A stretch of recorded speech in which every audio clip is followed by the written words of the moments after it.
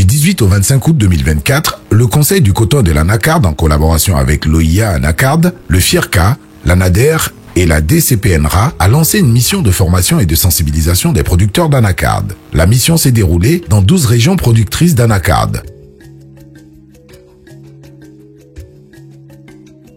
Cette mission visait à combattre les maladies et les ravageurs qui affectent la qualité des noix brutes de cajou en introduisant des méthodes de lutte alternatives.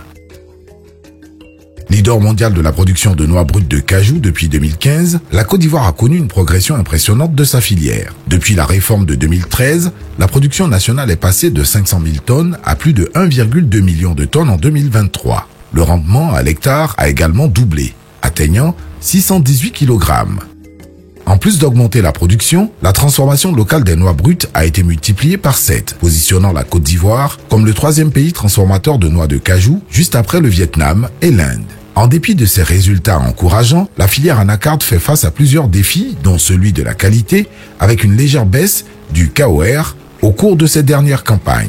Pour répondre à ces défis, le Conseil du coton et de l'anacarde a fait de la lutte contre les bioagresseurs une priorité. Des séances de formation et de sensibilisation ont été menées dans 12 localités, formant plus de 1200 producteurs sur les effets des maladies et les ravageurs, ainsi que sur les bonnes pratiques agricoles. Ces sessions de sensibilisation animées par des experts du PNRA et de l'ANADER ont également bénéficié du soutien des autorités locales. Les techniques enseignées incluent la fauche régulière des mauvaises herbes, la réduction de la densité des plantations, la taille appropriée des arbres, l'utilisation de biopesticides, la pratique des cultures intercalaires et la création de bandes par feu pour protéger les cultures. Dans le bassin anacardien en Côte d'Ivoire, vous allez voir que c'est stratigraphié. Dans la zone de Corgo, il y a certains insectes que vous n'allez pas retrouver, tels que le ciseleur. Ici, la zone est plus humide. Les producteurs, ne le sachant pas, font encore des vergers à forte densité, ce qui favorise encore le développement de ces maladies. Donc il serait intéressant qu'on les aide à respecter l'itinéraire technique de cette culture selon les zones agroécologiques, ce qui contribuerait énormément à réduire l'impact de ces maladies et de ces insectes en lieu et place de l'utilisation des produits chimiques. Donc nous allons dire aux parents planteurs comment entretenir les champs pour ne pas qu'il y ait installation de mauvaises herbes et installation de maladies, parce que ces deux fléaux vont également engendrer la mauvaise qualité de la noix brute de cajou. Les autorités locales, telles que le préfet de Dianra, a exprimé sa satisfaction quant aux efforts déployés pour améliorer la qualité de la production. Je suis vraiment satisfait de cette formation parce qu'il y a longtemps qu'on attendait cette sensibilisation de nos producteurs. Comme vous le savez, nous faisons partie des départements gros producteurs d'anacarde, mais en termes de qualité, nous figurons parmi les derniers. Malgré les sensibilisations qui sont menées, on avait l'impression à un moment donné que les producteurs ne suivaient pas. Et aujourd'hui, avec cette mission, la formation qui leur a été donnée, nous pensons que les choses vont s'améliorer pour les campagnes prochaines. Dr Ouattara Mariam, représentante du directeur général du Conseil du coton et de l'anacarde, a exhorté les producteurs à mettre en pratique les connaissances acquises. On sait que ces bioagresseurs ont à la fois un impact sur la quantité et sur la qualité, comme je le disais tantôt. Donc, nous, l'objectif au niveau du Conseil, c'est de vraiment mettre l'accent sur les moyens de lutte alternatives et éviter au maximum l'utilisation des produits chimiques par les producteurs.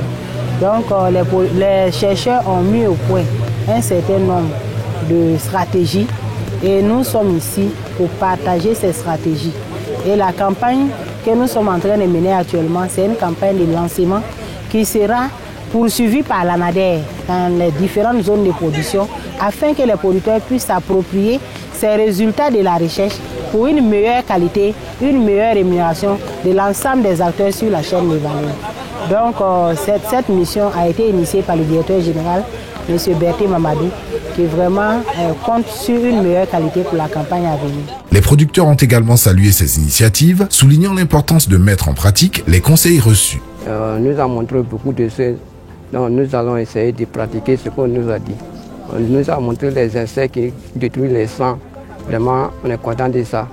Dans mon champ, je vois ça beaucoup. Donc ma production même, ça baisse à cause de ça. On dit de nettoyer des dents bien, de couper, le soleil va rentrer et puis la anacarde va donner et puis on va gagner l'argent. Alors vraiment la formation m'apporte beaucoup. Je suis content, je suis satisfait. Je m'engage à partir d'aujourd'hui à suivre et à faire les conseils qui nous ont été donnés. Le Conseil du coton de l'Anacarde, aux côtés de ses partenaires, continue de soutenir les producteurs à travers des formations et des initiatives visant à renforcer la qualité de la production ivoirienne. Pour un développement durable des filières coton et anacarde.